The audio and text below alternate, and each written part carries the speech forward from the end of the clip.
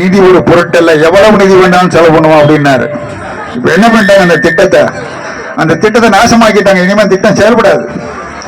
மோடி கொண்டு வந்திருக்கிற புதிய சட்டத்தின்படி ஒரு வேலை என்று சொன்னால் அதற்கு 1 கோடி என்று சொன்னால் 60 லட்சத்தை தான் ஒன்றிய அரசாங்கம் கொடுக்கும், அப்படிக்கு 40 லட்சத்தை மாநில அரசாங்கம் போட்டுக் கொள்ள வேண்டும் என்று உத்தரவு போட்டிருக்கிறார். இதை செயல்படுத்த முடியாது. இதை எடப்பாடி ஆதரிக்கிறார், ஸ்டாலின் அதை எதிர்க்கிறார். யார் ஆதரிக்க போறீங்க? அந்த சட்டத்தை எதிர்க்கிற ஸ்டாலினை ஆதரிக்க போகிறீர்களா, அல்லது மோடிக்கு ஜால்ரா போடுற எடப்பாடி ஆதரிக்க போறீங்களா? யார் ஆதரிக்க போறீங்க என்று நீங்க தான் முடிவு செய்ய வேண்டும். அது மட்டுமல்ல, திட்டத்திற்கு பேர் மகாத்மா காந்தின்னு பேர் இருந்தது. சுட்டு கொண்டது, கொலை செய்தது மட்டுமல்லாமல் அந்த பேரே இருக்கக்கூடாது. நாட்டுக்கு விடுதலை வாங்கி கொடுத்த தேச பிதா என போற்றப்படுகிற மகாத்மா காந்தியின் பெயரே இருக்கக்கூடாது என்று அந்த பெயரையும் நீக்கிவிட்டார்கள். இப்படிப்பட்ட மிக மோசமான வன்மமான சிந்தனை உடையவர்கள் தான் டெல்லியில் இருக்கிறார்கள் என்பதை நாம் மறந்துவிடக் கூடாது. தமிழ்நாடு இந்தியாவில் தான் இருக்குது. இந்தியாவை சேர்ந்த மாநிலங்களில் தமிழ்நாடு ஒரு மாநிலம்.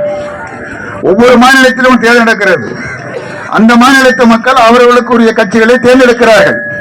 அதே போல தமிழ்நாட்டு மக்கள் சென்ற நாடாளுமன்ற சட்டமன்ற தேர்தலில் 2021 திமுக கூட்டணியை ஆதரித்து வெற்றி பெற செய்து மக்களால் தேர்ந்தெடுக்கப்பட்ட முதலமைச்சர் தான் முத்துவேல் கருணாநிதி ஸ்டாலின். மக்களால் தேர்ந்தெடுக்கப்பட்டவர். யாருக்காலையும் ஊர்ந்து போய் விழுந்து முதலமைச்சர் பதவியை வாங்கல. மக்களால் தேர்ந்தெடுக்கப்பட்ட முதலமைச்சர். அவர் சென்ற தேர்தலை கொடுத்த வாக்குறுதிகளை நிறைவேற்றியிருக்கிறார், பெரும்பகுதி நிறைவேற்றியிருக்கிறார். உங்கள் நினைவுக்காக தொடர மறந்து போயிருப்பீங்க. வந்தோன்னே முதல் ஆணை பிறப்பித்தது. கொரோனா காலத்தில் திமுக கூட்டணி கட்சிகள் எடப்பாடி பழனிசாமி முதலமைச்சராக இருந்த பொழுது ஒரு குடும்ப அட்டைக்கு 5000 கொடுங்கன்னு கேட்டோம். வீட்டு வாசலுக்கு முன்னால கருப்பு கொடி ஏந்தி ஆர்ப்பாட்டம் பண்ணதை மறந்திருக்க மாட்டீங்க. எடப்பாடி பழனிசாமி சொன்னார், எங்க இருந்து கொடுக்கிறது 5000 ரூபாய் வேண்டும்னு ஸ்டாலின் பேசுறார் என்று கடுமையாக விமர்சனம் செய்தார். தேர்தல் அறிக்கையில சொன்னோம், ஆட்சிக்கு வந்தோன்னு மீதம் இருக்கிற 4000 கொடுப்போம்னு. ஆட்சிக்கு வந்தோன்னு 2 தவணையாக 4000 கொடுக்கப்பட்டது உண்டா இல்லையா? ஒவ்வொரு குடும்ப அட்டைக்கும் 2000 வீதமாக 4000 கொடுக்கப்பட்டது. பெண்களுக்கு நகர பேருந்துகளில் கட்டணமில்லா பயணம், உரிமை பயணம் என்று அறிவிக்கப்பட்டது. இன்னைக்கு பயணம் போயிட்டு இருக்கிறாங்க. மாதம் 1000 ரூபாய் பெண்களுக்கு, குடும்ப பெண்களுக்கு. இந்த 1000 ரூபாய் வந்த பிறதாங்க வீட்டில் மரியாதைய. அதுக்கு முந்தைய வீட்டுக்காரர் வந்தேன்னு என்னடி பண்றேன்னு கேட்பாரு. சமைச்சிட்டி அடிங்க டீ போட்டு பேசுவாரு. இந்த 1000 ரூபாய் வந்த பிறகு, பேங்க்ல வர்ற பிறகு, எம்மா தங்கம் நல்லா இருக்கியா, சாப்பிட்டியா, காப்பி குடிச்சியா, ஏன் இன்னும் மாதிரி இருக்க? இப்பதான் கணவர் ரொம்ப அன்பா இருக்காரு. மாதம் 1000 ரூபாய் போடப்படுது. தேர்தல் அறிவிக்க போறாங்க. தேர்தல் அறிவிச்சாச்சுன்னா இந்த பணத்தை கொடுக்காம முடக்குவதற்கு ஒன்றிய அரசாங்கம் எல்லா முயற்சியும் எடுத்தது. இந்த ரகசியத்தை அறிந்த முதலமைச்சர் திடீரென ஒரு நாள் காலையில், யாருக்குமே தெரியாது, மிக ரகசியமாக 3 மாதத்திற்கு 3000 ரூபாய், மே மாதம் கோடை காலம் அதற்கு ஒரு 2000 ரூபாய், 5000, யாருக்குமே தெரியாது. அன்னைக்குன்னு பார்த்து நான் சனியை முடிச்சவன் டிவி பார்க்கல. நான் என்ன சொல்றேன், சனியை முடிச்சவன் டிவி பார்க்கல. முதலமைச்சர் போன் பண்றாரு, என்ன செய்தி பார்த்தீங்களா அப்படின்னாரு. இல்லைண்ணா எனக்கு கொஞ்சம் தூங்கிட்டேன், இன்னைக்கு நான் செய்தி பார்க்கல அப்படின்னு. உண்மையிலே தூங்கிட்டேன், பார்க்கல. வழக்கமாக காலையில் இருந்து 7:30 மணி செய்தி பார்ப்பேன், பார்க்கல.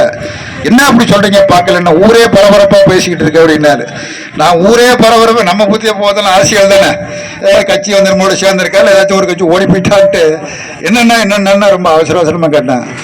5000 ரூபாய் பணம் பேங்க்ல போட்டாச்சு, தெரியாதா அப்படின்னாரு. தெரியாது அப்படின்னு. அதுக்கு வந்து 5000 ரூபாய் அந்த தேதியில, அந்த குறிப்பிட்ட நேரத்தில் அந்த பணத்தை போடலன்னா மோடி சர்க்கார் என்ன பண்ணிருக்கான், அந்த பணத்தை உங்களுக்கு கிடைக்காம பண்ணிருக்கும். எவ்வளவு பேர் வாங்குறாங்க? ஒருத்தரா, 100 பேரா, 1000 பேரா, லட்சம் பேரா? 1,31,00,000 பெண்கள் மாதம் 1000 ரூபாய் பெற்றுக் கொண்டிருக்கிறார்கள். சாதாரண விஷயமா அது? அது மட்டுமல்ல, தேர்தல் முடியட்டும், நீ எத்தனை பேர் வந்தாலும் சரி, எத்தனை அமித்ஷா வந்தாலும் சரி, எத்தனை மோடி வந்தாலும் சரி, நான் சொல்றேன், மே 4ஆம் தேதி வாக்கு எண்ணப்படும்.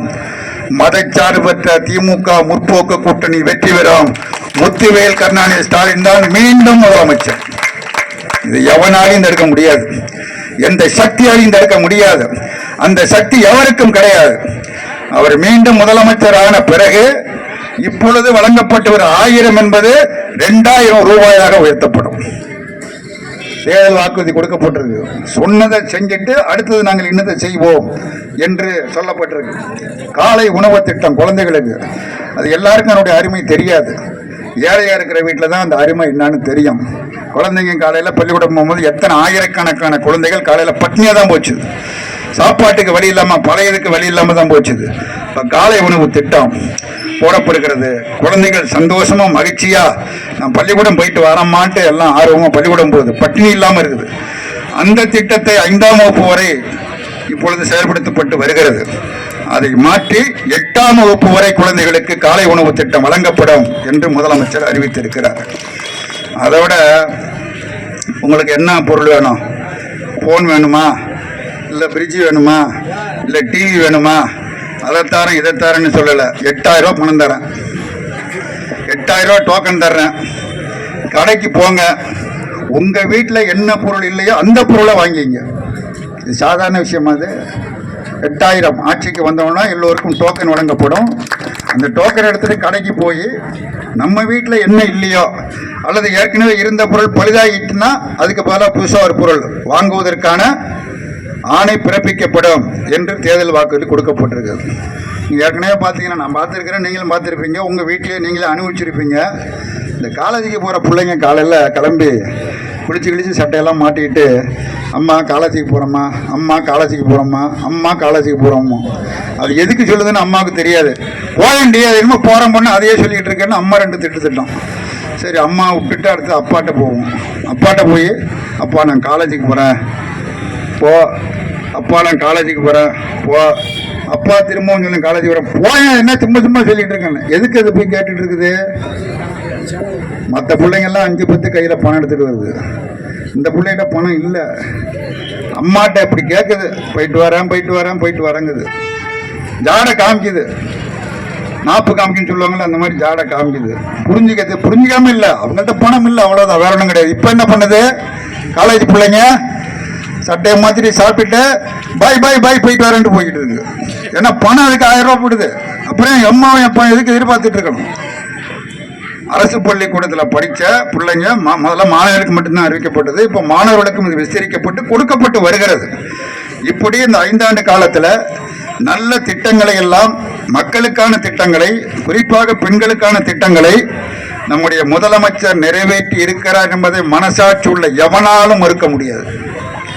மனசாட்சி இல்லாமல் என்ன வேணாலும் பேசலாம், யார் வேணாலும் பேசலாம். எடப்பாடி ஊர் சுற்றிட்டு இருக்காரு, பேசுகிறாரு.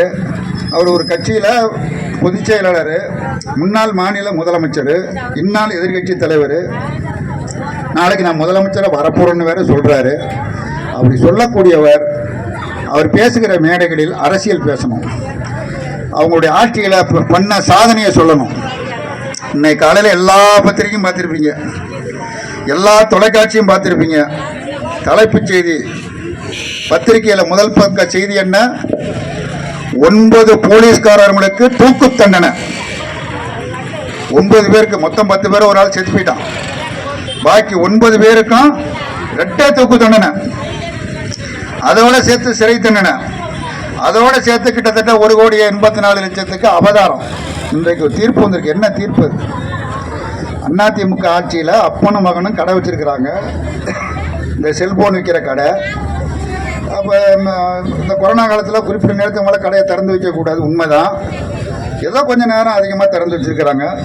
தப்பு தான்.